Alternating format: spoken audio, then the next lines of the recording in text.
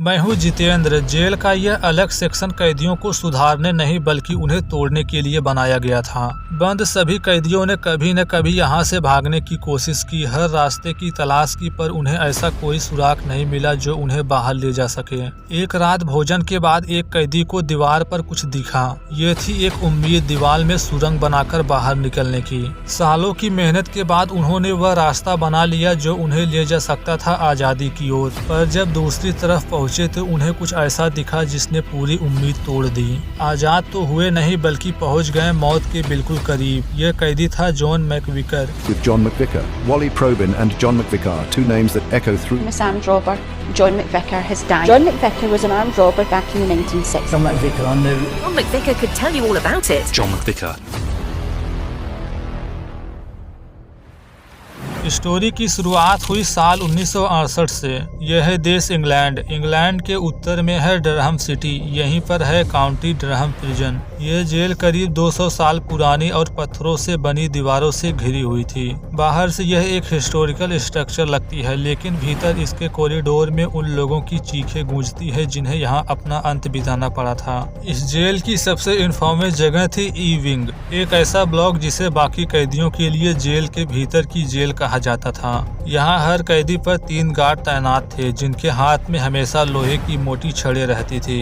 इन्हीं गार्डों में से कई ऐसे भी थे जिन्हें उनकी बेहिसाब क्रूरता की वजह से सेना या अन्य इंस्टीट्यूशन से निकाल दिया गया था। ई विंग किसी को सुधारने के लिए नहीं बल्कि उसे कमजोर करने के लिए बनाया गया था। हर कोना, हर आवाज, हर दिन एक नई सजा जैसा था। इसी ई विंग में बंद था 26 साल का जॉन मैकविकर, एक ऐसा क्रिमिनल जिसे अपने पूरे जीवन में न कभी कोई गाइडेंस मिली, न कोई मौका सिवाय अपराध के रास्ते के। किशोरा अवस्था से लेकर यूथ तक वह लगातार जेलों में आता जाता रहा। उसके खिलाफ लंबी लिस्ट थी, दुकानों में बगलरी, डकैती, पुलिस पर हथियार से हमला, वर्थफोर्ड की जेल में दंगा और सबसे बढ़कर एक मैक्सिमम सिक्योरिटी जेल से भागने का उसका पुराना रिकॉर्ड था। इन सब के बाद उसे 23 साल की सजा सुनाई गई थी, जिनमें से उसने केवल 2 साल पूरे किए थे।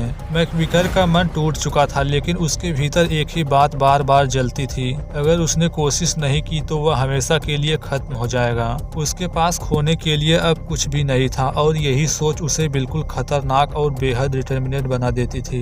ई विंग से भागना नामुमकिन माना जाता था। हर कोई जानता है कि यहाँ से बाहर निकलने का मतलब मौत को बुलावा देना है। इसी कड़े निगरानी वाले सेल ब्लॉक में एक और कैदी था, वाल्टर प्रोविन। लगभग 15 साल की सजा काट रहा है। यह कैदी गजब की होशियारी और एथलेटिक कैपेसिटी वाला था। उस पर किसी पुलिस ऑफिसर्स को गोली मारने जैसे गंभीर क्राइम का आरोप था और उसने पहले भी कई बार भागने की कोशिश की थी। उसे भी डाल दिया गया है ई विंग में। वह हर चीज को ध्यान से देखता था और हर पोटेंशियल अपॉर्चुनिटी को अपने दिमाग में जोड़ता रहता था। एक दिन उसने जेल के शावर रूम में देखी एक दीवार जिसके पीछे एक सकरा पुराना शाफ्ट था जो ऊपर छत तक जाता था। यही वह जगह थी जहां से पहली बार उसके दिमाग में एक व्यवस्थित भागने की योजना जन्म ली। लेकिन सिर्फ सुरक्षा या रास्ता मिल जाना ही इनफ नहीं था। इसके लिए टूल्स चाहिए थे जिससे ईंटें काट सकें और लोहे की सलाखें घिस सकें। ये सब मिला था जेल की वर्कशॉप में। वर्कशॉप जेल का एक महत्वपूर्ण पार्ट होता है जहां कैदी लकड़ी, मेटल या अन्य सामग्रियों के साथ काम करते हैं। उसे इस वर्कशॉप में जाने की परमिशन थी। उसने मेटल से एक छोटी लेकिन बेहद मजबूत छेनी तैयार की। वह इतनी छोटी थी कि उसे छुपाना आसान था, लेकिन इतनी मजबूत थी कि इससे ईंटें और पत्थर काटे जा सकते थे। वह बेहद सावधानी से काम करता था। उसने अपने हैमस्टर के केस को एक तरह से कैरियर की तरह इस्तेमाल करना शुरू किया। मेटल के इस छोटे से पिंजरे में वह टूल्स को डालता, फिर स्क्रूमैन को देता और इस तरह औजार हर चेक से बचकर ई विंग में भेज दिया जाता। दोनों कैदियों ने मिलकर अपने सेल के कोनों में दीवार में सुराख बनाना शुरू किया। उसकी किस्मत अच्छी थी कि जिस दीवार पर उन्होंने काम शुरू किया था वह बेहद कमजोर थी, लेकिन दीवार काटना आसान नहीं था। जब भी वे हथौड़े से ईंट पर चोट करते आवाज पूरे सेल ब्लॉक में गूंजती। गार्ड आवाज सुन लिए तो ये उनके लिए सीधे मौत को बुलाने जैसा था। उन्होंने आवाज छुपाने का एक अनोखा तरीका ढूंढा, वर्कआउट इक्विपमेंट का उपयोग करके। अपने सेल के ठीक बाहर एक्सरसाइज एरिया में कैदी अक्सर डंबल उठाते और उन्हें नीचे पटकते थे। दोनों ने इसके साथ तालमेल बनाना सीखा। अंदर जब भी हथौड़ा चलता, बाहर उसी मोमेंट 5 पाउंड के डंबल को जमीन पर गिराया जाता, जिससे एक एक भारी गूंजती आवाज फैल जाती। इन आवाजों के पीछे छिप जाती थी ईंट तोड़ने की आवाज। यह तरीका बेहद जोखिम भरा था, समय का सटीक हिसाब रखना पड़ता था और सबसे बड़ी बात, बाहर डंबल गिरने की आवाज को सीक्रेट रखना पड़ता था ताकि गार्ड को शक न हो। 6 हफ्तों तक दोनों इसी कोऑर्डिनेशन में लगे रहे। धीरे धीरे ईंटें ढीली होने लगी और अल्टीमेटली दीवार में एक ऐसा छेद बनाने लगे जिसे वे रात के अंधेरे में और आगे बढ़ा सकते थे। जैसे जैसे सुराख बढ़ता रहा उसे छिपाना भी मुश्किल होता जा रहा था। किसी भी दिन गार्ड रूटीन इंस्पेक्शन के दौरान इसे देख सकते थे। प्रोविन के दिमाग ने फिर से काम किया। दरअसल उसे पेंटिंग का शौक था, बिल्कुल मेरी तरह। वहाँ कैदियों को समय समय पर पेंटिंग मटेरियल दी जाती थी। उसने उन्हीं का इस्तेमाल कर छेद पर कागज चिपकाए और उन्हें दीवार के रंग की तरफ पेंट कर दिया। यह बिल्कुल असली ईंट जैसा दिखता था, छोटा फफूंदी लगा हुआ, पुराना और बिल्कुल उसी बनावट का। अगर कोई ध्यान से न देखे तो पहचान भी न पाए कि इसके पीछे एक सुरंग बन रही है। अब एक और समस्या थी, ईंट और कंक्रीट को ठिकाने लगाना। किस्मत फिर से उनके साथ थी। उनके सेल के ठीक बाहर वाली दीवार के दूसरी तरफ कंस्ट्रक्शन का काम चल रहा था। हर दिन वहाँ कूड़ा करकट जमा होता था। इसी में वे काटी गई ईंटें और कंकड़ खिड़की से बाहर फेंक देते थे। उन्हें पता था कि कोई भी नहीं सोचेगा कि यह डिलीवरी जेल के भीतर से आया है। 2.5 महीने तक लगातार काम करने के बाद आखिरकार दीवार में पूरी तरह सुराख बना लिया। छेद इतना बड़ा हो गया कि उसमें से इंसान रेंगकर निकल सके। यह वह पल था जब दोनों को लगा अब आजादी बस कुछ कदम दूर है। लेकिन जैसे वे उस रास्ते से गुजरे उन्हें पता चला कि यह रास्ता सीधे ऊपर नहीं जा रहा है। छत तक जाने वाला शाफ्ट बेहद सकरा था। ऊपर जाने की उम्मीद टूट गई। असल रास्ता उन्हें नीचे की ओर ले जा रहा था, एक पुराने लंबे समय से बंद पड़े तहखाने में। शुरू में ये निराशाजनक लगा। उन्होंने सोचा था कि यह रास्ता उन्हें सीधे जेल के ऊपर तक ले जाएगा, लेकिन इसके बजाय यह अंधेरी जगह पर पहुंच गई। फिर भी भाग्य शायद अभी भी उनका साथ दे रहा है। इस तहखाने में एक लोहे की बार्स वाला वेंटिलेशन शाफ्ट था।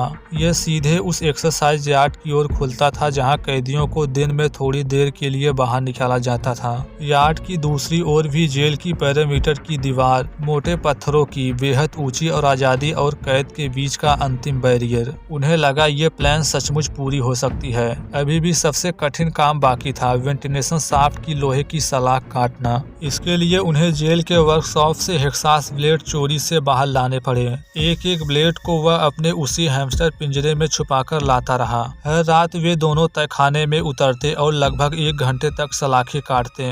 ये काम बेहद धीमा और खतरनाक था। किसी भी मोमेंट गार्ड आ सकते थे। हर आवाज मौत की तरह लगती थी, लेकिन गार्ड ही उनका एकमात्र खतरा नहीं थे। ई विंग का सबसे खतरनाक कैदी था चार्ल्स रिचर्डसन, एक इन्फॉर्मस गैंगस्टर जिसे दूसरों को केवल टॉर्चर करने में मजा आता था। उसका स्वभाव वायलेंट था और उसकी नजरें हर चीज पर रहती थी। थोड़ा सा भी शक हो जाता कि वे कुछ कर रहे हैं तो वह पहले गार्डों को बता देता या फिर खुद ही इतना छोटा सुराख कर देता कि पूरा हंगामा मच जाए और उनका प्लान फेल हो जाए। यही वजह थी कि दोनों ने पूरे प्लान को सिर्फ 4 लोगों तक लिमिटेड रख पाए। वे दोनों और कुख्यात गैंगस्टर और उसका एक साथी, बाकी सभी से दूरी बनाए रखना जरूरी था। हर दिन, हर रात, हर क्षण पकड़े जाने का डर, उनके साथ विश्वासघात का खतरा बना रहता था। दोनों जानते थे कि अब पीछे मुड़ना मुश्किल है। जिस दिन वे सलाखें काट लेंगे, एक्सरसाइज यार्ड तक पहुंच जाएंगे, उस दिन उनकी सबसे बड़ी बाधा अब सिर्फ एक ही होगी, पैरामीटर की ऊंची और विशाल दीवार। इस दीवार को पार करने के लिए उन्होंने तैयारी शुरू की। रस्सियां इकट्ठा की, खुद से हुक बनाई, कपड़े तैयार किए ताकि चढ़ाई करते समय हाथ न फिसले, और वे सभी टूल्स जिससे वे ऊपर तक पहुंच सकते थे। फिर वह दिन तय हो गया, 29 अक्टूबर। पूरी तैयारी हो गई, वक्त आ चुका था। 29 अक्टूबर दिन खत्म हुआ, आजादी की रात आ गई। रात के भोजन के बाद कैदियों को उनके सेल में बंद कर दिया गया। इन्फॉर्मस कैदी रिचर्डसन और उसके साथी इंटरटेनमेंट रूम में फिल्म देखने के लिए चले गए, एक आदत जो जेल मैनेजमेंट भी जानता था और कैदी भी। यह वही समय था जिसका दोनों कैदियों ने फायदा उठाने का फैसला किया। जैसे ही आखिरी गार्ड ई विंग के कॉरिडोर से गुजरा, दोनों ने एक दूसरे की ओर इशारा किया। दीवार में बने सुराख के ऊपर की कागज हटाई। अपने कपड़ों को कसकर बांधा और धीरे धीरे दीवार के भीतर बने उस रेंगने वाले रास्ते में घुसते चले गए। सुरंग से तहखाने की ओर जाता रास्ता बेहद सकरा था, जिससे उन्हें पेट के बल रेंगना पड़ रहा था। ऊपर गार्डों की आवाजें कभी कभी सुनी जा सकती थी। कई मिनट रेंगने के बाद नीचे उतरे। तहखाना पूरी तरह अंधेरा था। कुछ जगहों पर चूहों की आवाजें सुनाई देती थी, लेकिन दोनों कैदी इस माहौल से अब डरते नहीं थे। वे पहले ही हफ्तों तक हर रात यहाँ आ चुके थे, सलाखें काटने, आवाज को छुपाने और अपने प्लान को मजबूत बनाने। एक एक करके वेंटिलेशन शाफ्ट से एक्सरसाइज यार्ड की ओर रेंगते गए। रात की ठंडी हवा शाफ्ट से होकर उन्हें फील हुआ। इस बीच वे इस बात से पूरी तरह अनजान थे कि रिचर्डसन और उसके साथी उन पर नजर रखे हुए हैं। जिसे ये समझ रहे थे वे कैदी गए हैं टीवी देखने, वे सिर्फ हिंसक ही नहीं बेहद चालाक भी थे। उसे अक्सर लगता था कि कोई न कोई उसके खिलाफ कुछ कर रहा है। जब दोनों शाफ्ट से बाहर निकलकर यार्ड की तरफ रेंगने लगे, उसी मोमेंट वह खिड़की के पास पहुंचा और उन्हें देख लिया था। अगले पल उसकी आवाज पूरे ब्लॉक में गूंज उठी। यह वह आवाज थी जो वार्डनों को बुलाने के लिए काफी थी और शायद दोनों कैदियों के लिए मौत की घंटी।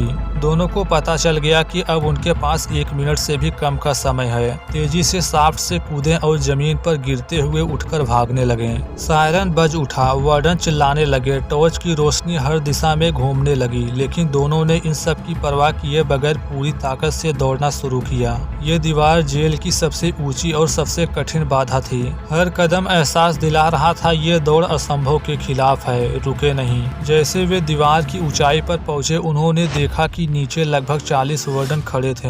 एक वार्डन ने चिल्लाकर कहा, वो रहे, वो ऊपर हैं। प्रोविन पहले ऊपर था, मैकविकर उसके ठीक पीछे था, लेकिन जैसे मैकविकर ने पीछे देखा उसे वह कहीं नहीं दिखा। शायद वह दूसरी तरफ कूद गया या किसी और रास्ते पर भाग गया था। कुछ ही मिनटों बाद प्रोविन पकड़ा जा चुका था, जमीन पर वार्डनों की भीड़ के बीच। यह गिरफ्तारी दूसरे कैदी को वह एडिशनल सजा दे गई जिसकी उसे जरूरत थी। वह कोर्ट हाउस की बिल्डिंग को पार करता हुआ तेजी से नीचे गार्डन में कूद गया। कूदते समय उसका पैर पत्थर पर पड़ा और उसकी टांग में जोर से दर्द हुआ, लेकिन दौड़ रोकना संभव नहीं था। जैसे ही बगीचों से बाहर निकला, उसने सड़क देखी, अंधेरी और सुनसान। जेल से कुछ ही दूरी पर पुलिस स्टेशन था, लेकिन वह उसी सड़क से होकर दौड़ता चला गया। दर्जनों वार्डन और गार्ड उसे खोज रहे थे, लेकिन शहर के अंधेरे में गायब होता चला गया। डरहम शहर में उसकी तलाश शुरू हो चुकी थी। हर मिनट उसकी दिशा में खतरा बढ़ रहा था। वह सीधे नदी की ओर भागा। वो नदी वही रिवर वेयर जो डरहम शहर को घेरे रखती है और जिसमें कई बार लोगों के भागने और पकड़े जाने के बारे में सुना था। सीधे नदी के किनारे पहुंचा और पानी में कूद गया। पानी में तैरता रहा, पर नदी के पार जाना आसान नहीं था। रात के समय पानी का तापमान गिर चुका था और ठंड ने उसकी एनर्जी कम कर रही थी। थोड़ी देर के लिए नदी के बीचों बीच पहुंचकर किनारे लौट आया। ठंड और थकावट के कारण किनारे पर छिप गया। तब से लेकर अगले कई घंटों तक पुलिस डॉग तथा सर्च टीम ने नदी के किनारे तथा आसपास के इलाकों की छानबीन की, लेकिन उसका कोई अता पता नहीं। कैदी ने शहर में छिपने की कोशिश नहीं की। डरहम सिटी कोई बड़ा शहर नहीं था। ये छोटा, कॉन्सेंट्रेटेड तथा पहचान से भरा हुआ था, जहाँ छिपना मुश्किल है। पर उसने जोखिम उठाया। सोचा किसी तरह पुलिस की नजरों से बचकर निकल सकता है। 3 दिनों तक उसके शरीर पर ठंड का असर होने लगा था। हाइपोथर्मिया के शुरुआती सिम्टम्स। वह ठंड से कांपते तथा थकान को फील करते हुए भी चुपचाप छिपता रहा। फाइनली वह तय करता है कि उसे अपने अंडरवर्ल्ड संपर्क से कांटेक्ट करना ही होगा, किसी को जो उसे इस परेशानी से बचा सके और जो उसे शहर से बाहर निकाल दे। जेल से भागे एक आदमी के लिए संपर्क बनाना रिस्क से खाली नहीं था। हर फोन कॉल, हर कांटेक्ट उसके लिए खतरा बन सकता था। एक छोटे गांव की ओर निकला, डरहम शहर से कुछ दूरी पर, जहां अधिकतम लोग घरों तथा खेतों से जुड़े थे। वहां उसने किसी तरह एक टेलीफोन डायरेक्टरी हासिल कर ली। लंदन के अंडरवर्ल्ड से जुड़े कुछ पुराने जान पहचान के नंबर थे। उसने फोन किया। यह वही मोमेंट था जब भागने के बाद उसकी किस्मत साथ देने लगी। कुछ घंटे में एक मोटर गाड़ी उन तक पहुंची। अंदर 2 व्यक्ति थे सामान्य कपड़े में, पर यह भी सच था कि यहाँ से बाहर निकलना आसान नहीं है। पुलिस ने नाकाबंदी कर रखी थी, सड़क पर चेक पॉइंट लगा दिए गए थे, पर अंडरवर्ल्ड के एक्सपीरियंस ने इस काम को संभव बनाना सीख लिया था। उसे कुछ ही पलों में कार में बिठाया गया और उसे लंदन के रास्ते ले जाए गए। उसे शहर से बाहर निकाले जाने का ये पूरा ऑपरेशन कई लोगों के एक शांत तथा प्लान्ड एफर्ट के बिना संभव नहीं था। लंदन पहुंचकर वह 2 साल तक छिपता रहा। उन 2 साल के भीतर वह सिटी के अलग अलग हिस्सों में रहा, कभी छोटे किराए के मकान में, कभी दोस्त के फर्नेस वाले कमरे में। इस दौरान उसका जीवन बदलाव का था। वह पढ़ने बैठा, पेपर्स, किताबें, और उसने महसूस किया कि उसका जीवन किस तरह बर्बाद हुआ। यही वह समय है जब उसने पढ़ाई की ओर रुझान बढ़ाया। छोटी छोटी पुस्तकें, न्यूज़पेपर और सामाजिक विषयों पर आर्टिकल पढ़ना, फिर टेस्टिमनीज, गवाहियों और पुलिस की सूचनाओं के अकॉर्डिंग वही अंडरवर्ल्ड जिसने उसकी मदद की थी, उसने कुछ समय बाद पुलिस को उसकी जानकारी दे दी। धोखा हमेशा अनएक्सपेक्टेड नहीं होता। कई बार यह पैसे, दबाव या कोई समझौते का आउटकम होता है। उसके ठिकाने का पता चलता है और अंत में वह गिरफ्त में आ जाता है। अब एक बार फिर से सलाखों के पीछे था। कोर्ट ने उस पर फरार होने पर जेल से भागने के क्राइम में 3 साल की एडिशनल सजा सुनाई। पहले से दी गई उसके 23 साल की सजा में 3 साल और जोड़ दिए गए, जिससे कुल सजा अब 26 साल की हो गई। वापस जेल में समय का उपयोग किया। उसने पढ़ाई की ओर ध्यान दिया। 8 साल के ड्यूरेशन में शिक्षा ली और डिग्री जैसा कोई फॉर्मल प्रूफ हासिल करने के समान स्टडी की। यह सब एक प्रूफ की तरह था कि उसने अपने आप को एक नया रूप देने की कोशिश की है। कई वर्षों बाद होम ऑफिस और पैरोल बोर्ड ने उसकी परिस्थितियों पर विचार किया। उसके रिहा होने के ठीक पहले कुछ कंडीशंस के साथ उसे पैरोल पर रिहा करने का प्रपोजल रखा। उसने इस मौके को अपनाया और बाहर आकर अपने जीवन में नई दिशा चुनी। उसने पत्रकारिता, जर्नलिज्म की ओर कदम बढ़ाया। आज वह एक सम्मानित पत्रकार है। वह जेल में गया और वहां लोगों को लेक्चर दिया और कहा, देखो, तुमने खुद को डोमेस्टिक एनिमल बना लिया है और ये शिकारी तुम्हें पाल रहे हैं। ये तुम्हारी चॉइस है। अगर तुम बदलना चाहते हो तो तुम अपना चुनाव करो। बाहर आओ, नौकरी ढूंढो और अपराध छोड़ दो।